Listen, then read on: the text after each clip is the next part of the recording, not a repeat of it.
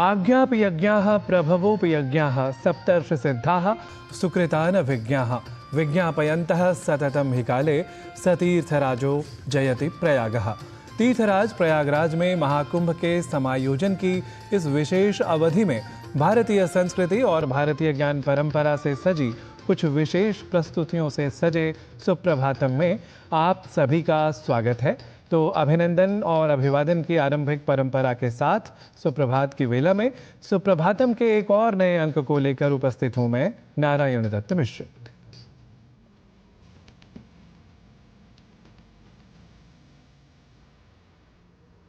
भारतीय संस्कृति की समुज्वल कीर्ति की प्रस्तुति को समर्पित हमारे कार्यक्रम सुप्रभातम का होता है आरंभ आज का पंचांग इस पहले प्रभाग के साथ, जहां आप जान लेते हैं कि क्या है आज की तिथि, वार और नक्षत्र का स्वरूप। तो देर किस बात की, जान लेते हैं माघ मास के बाद इस दिन विशेष के महत्वपूर्ण भारतीय काल मान को। आज का पंचांग युगाब्द 5126, विक्रम संवत 2081, शक संवत 1946, उत्तरायण, फाल्गुन मास, कृष्ण पक्ष, प्रतिपदा तिथि, बृहस्पतिवार, मघा नक्षत्र। आज का दिन सभी के लिए मंगलमय हो। और अब समय है सुप्रभातम में श्लोक या सुभाषित की प्रस्तुति का। कहा भी गया है, अभ्यावहति कल्याणम विविधम वाक् सुभाषिता सैव दुर्भाषिता राजन अनर्थायोपपद्यते। अर्थात मधुर शब्दों में कही हुई बात अनेक प्रकार से कल्याण करती है, किंतु यही यदि कटु शब्दों में कही जाए तो बड़े अनर्थ का कारण बन जाया करती है। इसलिए हम मधुर शब्दों में कही हुई बात को लयबद्ध रूप से प्रस्तुत करते हैं श्लोक की प्रस्तुति द्वारा। तुला मकर मेषेषु प्रातस्नायी सदा भवे हविष्यं ब्रह्मचर्यं च महापातकनाशनम्।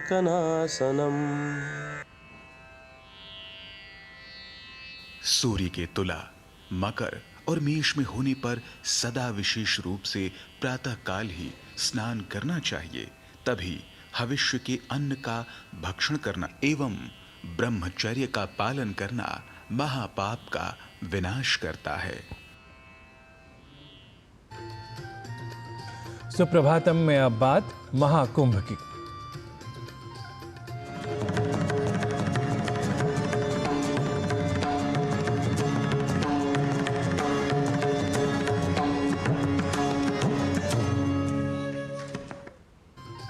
तीर्थराज प्रयाग में आयोजित महाकुंभ में अनेक संस्थाएं भारतीय ज्ञान परंपरा के प्रचार प्रसार के लिए कार्य कर रही हैं। सनातन संस्कृति के महनीय ग्रंथ श्रीमद् भगवद गीता से लोगों को परिचित कराने और गीता ज्ञान को घर घर पहुंचाने के लिए गीता परिवार ने भी संगम क्षेत्र में स्टॉल लगाया है। प्रयाग क्षेत्र से देखिए लता वशिष्ठ की यह विशेष रिपोर्ट।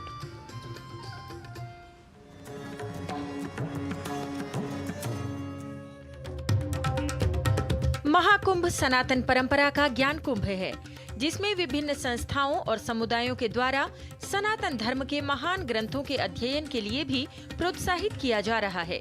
सनातन संस्कृति के महान ग्रंथ श्रीमद् भगवद गीता को घर घर में पहुंचाया जा सके, इस उद्देश्य से महाकुंभ में आयोजित शिविर में गीता परिवार की ओर से स्टॉल लगाया गया है।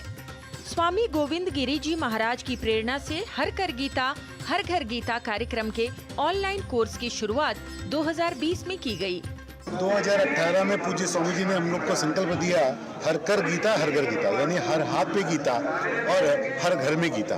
हम लोगों ने जून 2020 में पहला बैच लॉन्च किया। आशा थी 500-700 लोग सीखने आएंगे, लेकिन आश्चर्य की बात ऐसी हुई कि एक तो लोगों के पास समय था और लोगों में गीता की भूख बहुत थी। और कोई इस प्रकार से कभी गीता पढ़ाने के लिए किसी को मिला नहीं था जो बिना पैसा लिए और इतनी बढ़िया तरीके से सिखाता हो जो पंडितों को भी सीखना कठिन हो। और इसलिए हमारी पहली क्लास में 2500 एडमिशन हुए, दूसरे में 4000 हुए, तीसरे में 7000, फिर 13000, फिर 20000 और अभी हमारा 37वां बैच 3 जनवरी को शुरू हो गया जिसमें 50,000 लोग आ गए। 3000 क्लासेस रोज करते हैं, बिना कोई शुल्क लिए करते हैं। इवन हमारी वेबसाइट पे डोनेट का बटन भी नहीं है। तो केवल निष्काम भाव से गीता सीखना, ये गीता सिखाने के लिए 12,000 गीता सेवी, ये सब आपको जो दिख रहे हैं यहाँ पर, ये सब गीता सेवी है। लर्न गीता के इस ऑनलाइन मुहिम और गीता पढ़ाने की अद्भुत शैली से प्रभावित होकर आज देश विदेश से बच्चे, युवा और वृद्ध प्रत्येक वर्ग जुड़ रहा है। हमारी कक्षाओं में हम लोग अनुपठन पद्धति, वैदिक पद्धति को अपनाते हैं। अनुस्वार, विसर्ग और आघात पद्धति से किस प्रकार से शुद्ध गीता को सिखाया जाना, ये हमारी कक्षाओं में उसका पालन किया जाता है। हम लोग सुबह 4 बजे से रात को 2 बजे तक कक्षाएं लेते हैं और 40 मिनट की जूम कक्षा में 3 से 4 श्लोक सिखाना। सबसे पहले हम उसको पढ़ेंगे, उसके बाद में साधक उसको दोहराएंगे। निर्माण मोहाजित संग दोषा अध्यात्म नित्या विनिवृत्त कामा द्वन्द्वैर्विमुक्ता सुख दुःख संज्ञे गच्छन्त्यमूढा परमव्ययन्त। हमारी सोमवार से लेकर शुक्रवार तक की तो कक्षाएं उच्चारण से रिलेटेड होती हैं, उच्चारण उसमें शुद्ध सिखाते हैं। और सैटरडे संडे को हमारे विवेचन सत्र होते हैं, तो इसमें how to practically apply Gita in your life, इस पे सारे विवेचन सत्र होते हैं। तो जो भी श्लोक हमने सप्ताह भर में सीखे उसका अर्थ हम उनको बतलाते हैं। तो जो अभी अभी श्लोक हमने सीखा उसमें हम लोगों ने बतलाया कि हमको भगवान का धाम प्राप्त करना है, भगवान की प्रियता प्राप्त करनी है, तो हमको क्या करना पड़ेगा, हमको निर्माण होना पड़ेगा, हमको अपना ईगो नहीं लाना पड़ेगा, हमको बहुत ज्यादा अटैचमेंट नहीं चाहिए होगा लाइफ में। गीता को शुद्ध उच्चारण के साथ पढ़ना पढ़ाना और अर्थ को समझाना गीता परिवार का मुख्य उद्देश्य है, जिसके लिए लगभग 12,000 गीता सेवी व्यापक रूप से निरंतर प्रयास कर रहे हैं। लता Vashishtha, DD news, Prayagraj.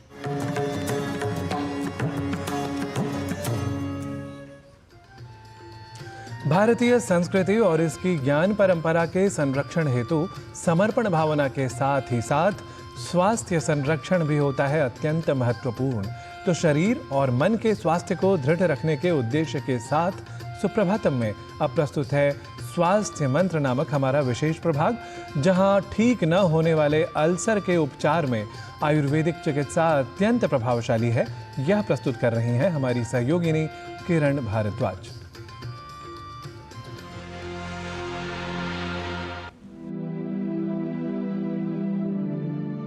Non healing ulcer यानी ठीक ना होने वाले अल्सर एक स्थिति है जो चुनौतीपूर्ण साबित हो सकती है। वरन या अल्सर का ठीक होना शरीर की एक प्राकृतिक प्रक्रिया है। अल्सर को दोष, तुष्टि और विभिन्न सूक्ष्म जीवों से बचाया जाना चाहिए जो घाव भरने के प्राकृतिक क्रम में बाधा उत्पन्न करते हैं, जिसकी वजह से घाव या अल्सर का भरना मुश्किल हो जाता है और अल्सर ठीक नहीं होते। नॉन हीलिंग अल्सर्स जो 6 हफ्ते में किसी का व्रण अगर भरता नहीं है तो उसको नॉन हीलिंग अल्सर्स कहते हैं। जिसके लक्षण होते हैं उसमें से कंटिन्यूस पस डिस्चार्ज होना, पूयस्त्राव होना, उसमें से दुर्गंधता आना, खून रिसना, पानी उसमें से रिसना और बार बार इन्फेक्शन होना। इसके वजह से रुग्ण की जो लाइफस्टाइल है वो बहुत ही खराब हो जाती है। बहुत बार पैर काटने की सलाह दिया जाता है, लेकिन हम लोग आयुर्वेद की औषधियों द्वारा हम लोग इसको बचा सकते हैं। यदि मधुमेह होने का संदेह हो, बार बार पेशाब आना, प्यास लगना, तीव्र भूख लगना, असामान्य वजन कम होना या बढ़ना, थकान और दृष्टि का धुंधला होना, ऐसे लक्षण हो या फिर कोई घाव जो ठीक ना हो रहा हो, ऐसे असामान्य लक्षण होने पर तुरंत विशेषज्ञ को दिखाना चाहिए। सबसे इम्पोर्टेंट एक कारण है वो है प्रमेह, इसका मतलब डायबिटीज़। जो डायबिटीज़ में अल्सर्स होने का कारण ये होता है कि उनको पेरिफेरल वैस्कुलर डिसीज़ हो जाते हैं, जिसमें कि रक्तवाहिनी जो है ब्लड सप्लाई उसका कम हो जाता है। इसके कारण डायबिटीज़ में नॉन हीलिंग अल्सर्स होने के कारण ज़्यादा होते हैं।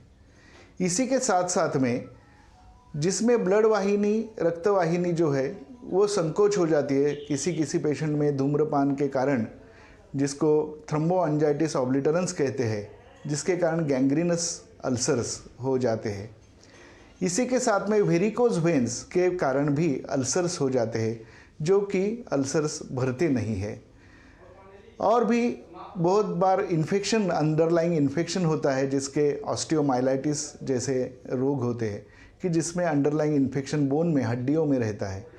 उसके कारण भी, ऑस्टियोमाइलाइटिस के कारण भी इस प्रकार से नॉन हीलिंग अल्सर्स तैयार हो जाते हैं। ठीक न होने वाले अल्सर के कई कारण हो सकते हैं। Non healing ulcer, pressure ulcer, venous ulcer या मधुमेह रोगियों में होने वाले अल्सर हो सकते हैं। मधुमेह रोगियों में ठीक न होने वाले अल्सर काफी देखे जाते हैं।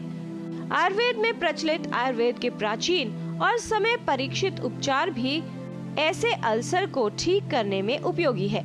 आचार्य सुश्रुत भारतीय शल्य चिकित्सा के जनक, जिन्होंने शास्त्रीय ग्रंथ सुश्रुत संहिता में अल्सर का विस्तार से वर्णन किया है और उसके लिए उपचार भी बताए हैं। सुश्रुत द्वारा वर्णित घाव भरने की प्रक्रियाएं आज भी काफी उपयोगी सिद्ध होती है। आयुर्वेद में मुख्यतः शल्य चिकित्सा के अंडर ये व्याधि आता है और शल्य चिकित्सा में प्रथमतः ये दुष्ट व्रण अगर है तो उसमें व्रण शोधन की चिकित्सा की जाती है। मतलब व्रण को जो पस होता है, व्रण में जो पस होता है या व्रण में जो दुष्ट खराब पेशियां होती है, उसको निकालने का तरीका बताया है। इसके लिए अनेकविध शस्त्र कर्म का उपयोग भी किया जाता है। इसी के साथ साथ में वनस्पति, कुछ वनस्पति से बनाए हुए तेल, औषध, घृत, घी और कल्क, इसका मतलब लेप, ये लगाने के बाद वो व्रण शुद्ध हो जाता है। ये व्रण शुद्ध होने के बाद उसमें रोपण, व्रण रोपण किया जाता है। मतलब व्रण घाव भरने के लिए जो आवश्यक दवाइयाँ है वो उसमें लगाई जाती है।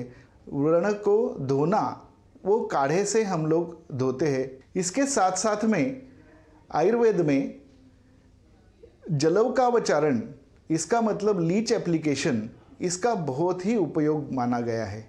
लीच एप्लीकेशन के वजह से वहाँ पे रक्त पुरोठा, जो ब्लड सप्लाई है, वो बहुत अच्छी तरह से हो जाता है। लीच एप्लीकेशन के बाद अगर स्किन ग्राफ्टिंग किया जाए तो लगभग 90% रुग्णों में ये स्किन ग्राफ्ट जो है वो एक्सेप्ट होता है। नॉन हीलिंग अल्सर्स के लिए आयुर्वेद में लीच थेरेपी का प्रयोग किया जाता है। न भरने वाले अल्सर के लिए लीच थेरेपी काफी उपयोगी है। लीच थेरेपी के उपयोग से प्रभावित स्थान में सूजन और दर्द कम होता है, नस में रक्त का थक्का नहीं बनता और व्यक्ति को लक्षणों में सुधार महसूस होता है। एक व्यवस्थित मूल कारण निदान और प्रबंधन ठीक न होने वाले अल्सर में काफी उपयोगी सिद्ध हो सकता है। सही उपचार से नॉन हीलिंग अल्सर्स की जटिलताओं को कम किया जा सकता है और व्यक्ति में लक्षणों में सुधार साफ देखा जा सकता है। यदि आप भी ऐसे किसी घाव या अल्सर से प्रभावित हैं जो बार बार हो जाता है या काफी समय से ठीक नहीं हो रहा, तो आप एक विशेषज्ञ को दिखाएं और उसका सही उपचार करवाएं। आयुर्वेद में नॉन हीलिंग अल्सर्स के लिए काफी प्रभावशाली उपचार के विकल्प हैं, जिनसे इन अल्सर से होने वाली जटिलताओं से बचाव किया जा सकता है। किरण भारद्वाज, डीडी न्यूज।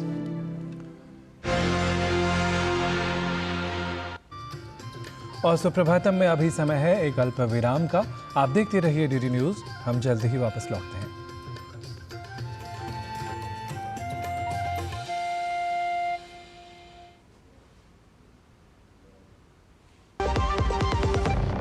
एक ऐसा तबका जो रिटायरमेंट के बारे में आज भी बिल्कुल नहीं सोचता, वो है औरतें। औरतें कमा के भी वल्नरेबल हैं। सो एनपीएस एक इक्वालिटी ला रहा है। हम सब एक बराबर प्लेटफॉर्म पे हैं। अपने बेहतर कल को सुनिश्चित करने के लिए एनपीएस जरूरी है। हमारा डेजर्ट आ गया पर हमारी चैंपियन नहीं आई अब तक। बिल भरने के पहले तो आएगी ना। सो गर्ल्स, क्या हो रहा है? बिल हो रहा है। चल अपना कार्ड दे। पिन दे। आरबीआई कहता है अपना पिन, ओटीपी, सीवीवी या इंटरनेट बैंकिंग पासवर्ड किसी को ना दे। ऑनलाइन बैंकिंग सिर्फ अपने ही कंप्यूटर, मोबाइल और सिक्योर नेटवर्क से करें। हाँ, ये खाने की चैंपियनशिप थी क्या? आरबीआई कहता है जानकार बनिए, सतर्क रहिए।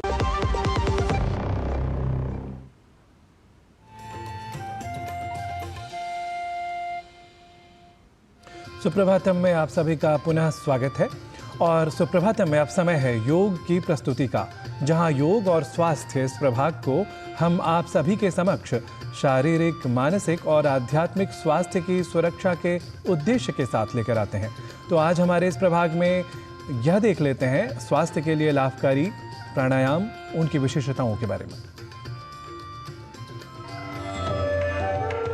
प्राणायाम करने से मानसिक स्वास्थ्य में विकास होता है।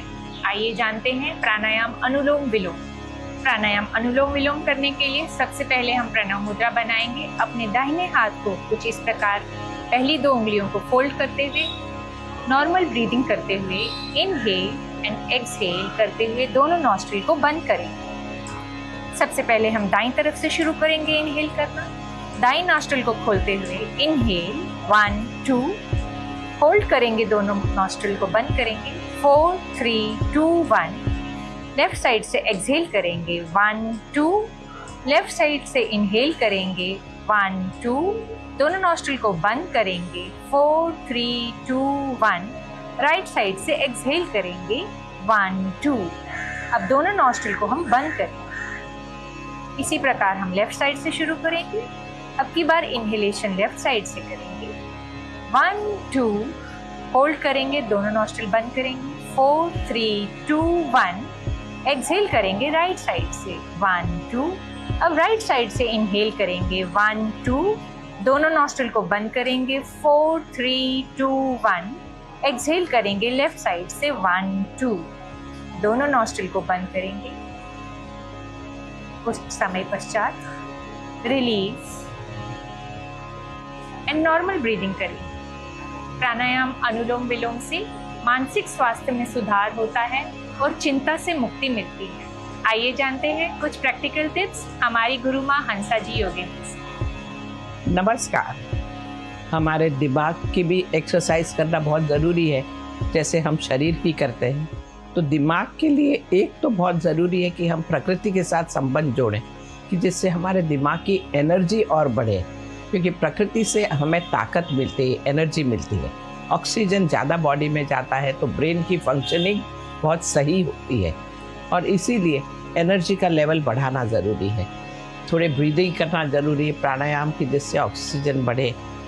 फिर ज़रूरी है कि हम ऐसी कोई एक्टिविटी करते रहें, जैसे आप अगर टेबल पे बैठे हो तो हर आधे घंटे आप ज़रा खड़े हो जाएं, ज़रा एक हाथ और फिर दूसरा हाथ घुमा लें, पीछे पकड़ लें, कुछ न कुछ शरीर से कुछ करें, लेकिन सांस की प्रक्रिया के साथ में, जिससे हर जगह आप ब्रेथ का ध्यान दे रहे हो। कोशिश कि आप काम करते वक्त भी हर घंटे उठकर ज़रा बारी पर जाके प्रकृति के साथ संबंध जोड़ दें। तो जब ये सब करेंगे, जागरूकता बढ़ाएंगे, तो ब्रेन सही काम करेगा। बस जागरूक रहिए। नमस्कार। और अब समय है संस्कृत भाषा के अभ्यास का, जिसके लिए संस्कृत पाठशाला के प्रभाग में कुछ व्यावहारिक संस्कृत वाक्यों को जानने के उद्देश्य के साथ आइए चलते हैं हमारे सहयोगी गवीश द्विवेदी के पास।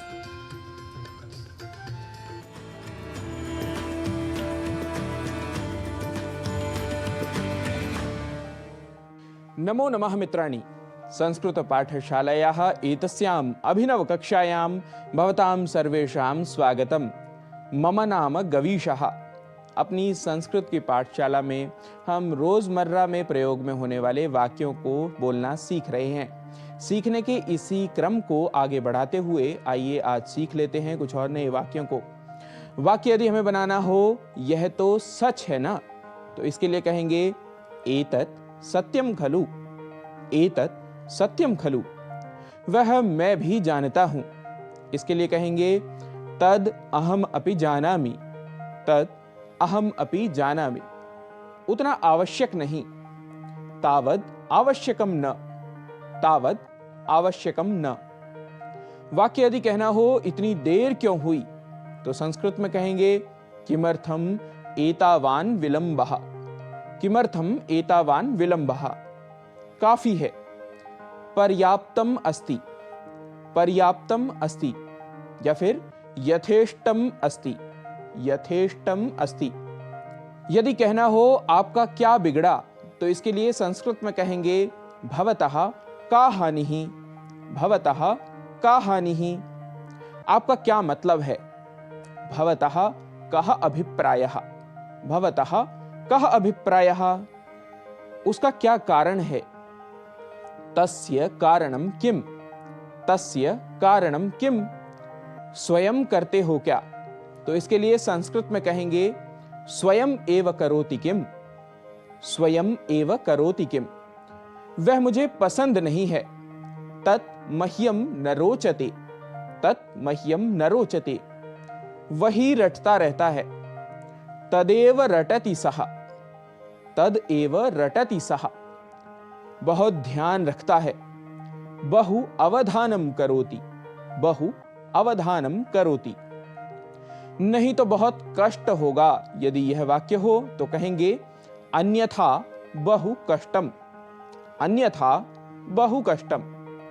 पहले क्यों नहीं कहा? यदि यह वाक्य हो तो संस्कृत में कहेंगे किमर्थम पूर्वम न उक्तम, किमर्थम पूर्वम न उक्तम, ठीक से नहीं जानता। यदि इस वाक्य को संस्कृत में बनाना होगा तो कहेंगे स्पष्टम न जानामि, स्पष्टम न जानामि, निश्चित नहीं है। इसके लिए कहेंगे निश्चयः नास्ति, निश्चयः नास्ति। डरो मत, भीतिः मास्तु, भीतिः मास्तु, डरने की बात नहीं है। यदि यह वाक्य हो तो कहेंगे भयस्य कारणम नास्ति, भयस्य कारणम नास्ति। तो मित्रों, आज के ये कुछ और नए वाक्य हमने सीखे हैं। इनका दैनंदिन व्यवहार में आप प्रयोग करते रहिए और संस्कृत के ऐसे ही अंशों को सीखते रहिए। हम नए वाक्यों के साथ, नए विषयों के साथ पुनः होंगे आपके समक्ष उपस्थित। तब तक के लिए नमस्कार, नमो नमः, पुनः मिलामः।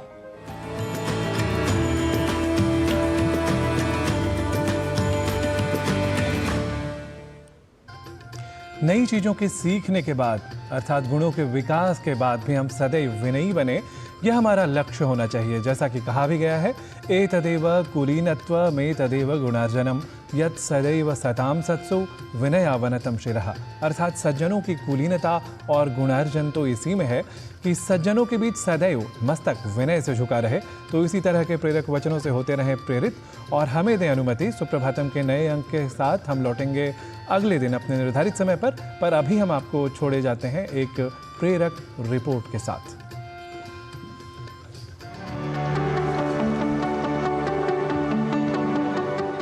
कहते हैं जहां चाह है वहां राह है। इस कहावत को चरितार्थ कर रही हैं बिहार के पश्चिम चंपारण बेतिया के आदिवासी बाहुल क्षेत्र गौनाहा प्रखंड की एक नहीं दर्जनों की संख्या में छात्राएं। ये छात्राएं रोजाना प्रैक्टिस करने पैदल पंडई नदी को पार कर गौनाहा स्थित सीठी खेल मैदान में जाती हैं। आदिवासी बाहुल क्षेत्र की ये छात्राएं खेल के क्षेत्र में अपनी प्रतिभा मनवाने के लिए कठोर परिश्रम कर रही हैं। बड़ी बच्चियों को देखकर छोटी बच्चियां भी रोजाना यहां आती हैं और अपनी प्रैक्टिस करती हैं। यहां एथलेटिक्स, वॉलीबॉल, फुटबॉल के खेल का प्रशिक्षण दिया जाता है। यहां से प्रशिक्षण प्राप्त कर बच्चियां जिले से लेकर स्टेट लेवल तक खेल में अच्छा प्रदर्शन कर रही हैं। इन बच्चियों को प्रशिक्षण निस्वार्थ भाव से खेल प्रशिक्षक सुमित कुमार दे रहे हैं। हम सब लोगों ने मिलकर के इन बच्चों को तैयार करना शुरू किया। बच्चे डिस्ट्रिक्ट लेवल पे, स्टेट लेवल पे और नेशनल लेवल पे अच्छा कर रहे हैं एथलेटिक्स और फुटबॉल में। यहाँ पे 4-5 गांव की बच्चियाँ आते हैं, नदी क्रॉस कर करके आते हैं, जंगल के किनारे से आते हैं और उस उद्देश्य सबका है, एक ही उद्देश्य है कि एक अच्छा जो बिहार में सूखा पड़ा है पदकों का, उसको हम लोग पूरा करें। एक गैर सरकारी संस्था प्रथम द्वारा इन बच्चियों की डाइट का पूरा ख्याल रखा जाता है। साथ ही खेल किट वगैरह भी इन्हें मुफ्त में मुहैया कराई जाती हैं। इस काम में यहाँ के स्थानीय समाज सेवी और आम लोगों का भी साथ मिला है। लोगों का मानना है कि अगर इसी तरह से ये बच्चियां मेहनत करती रहीं तो अंतर्राष्ट्रीय स्तर पर भी नाम कमा सकती हैं। यहाँ पर 6 से 14 साल की बच्चियां आती हैं, जिन्हें 3 श्रेणी में बांटकर प्रशिक्षण दिया जाता है। खास बात यह है कि इसके लिए इनसे किसी भी तरह की कोई फीस नहीं ली जाती। हमें सुदूर क्षेत्रों में, खासकर जो थरवट क्षेत्र हमारा जनजातीय क्षेत्र है, वहाँ खेल की जो भी चीज़ों की आवश्यकता होती है, हमें जब वहाँ पता चलता है कि बच्चे मेडल लेकर आए हैं वहाँ और वो खेल में अच्छा काम कर रहे हैं, कहीं से भी सूचना मिल जाए, आपसे सूचना मिल जाए या खेल के क्षेत्र के कोई भी लोग इनसे डायरेक्ट सूचना मिल जाए, तो हम लोग उन बच्चियों की जो सहायता सरकार के द्वारा हो रही है, उसके अतिरिक्त यदि और भी किसी चीज़ की आवश्यकता होती है तो वो मैं अपने सिटीजन होने के नाते और एक खेल प्रेमी होने के नाते मैं उन बच्चों को हम लोग उपलब्ध कराने की कोशिश करते हैं। सभी लोग ने मिलकर इस क्षेत्र के सुदूर इलाके के बच्चे को अच्छा प्रशिक्षण दे रहे हैं, इससे बड़ा खुशी क्या हो सकता है। ये है 13 साल की 9वीं क्लास की छात्रा प्रीति कुमारी, जो रोजाना यहाँ प्रैक्टिस करने आती हैं।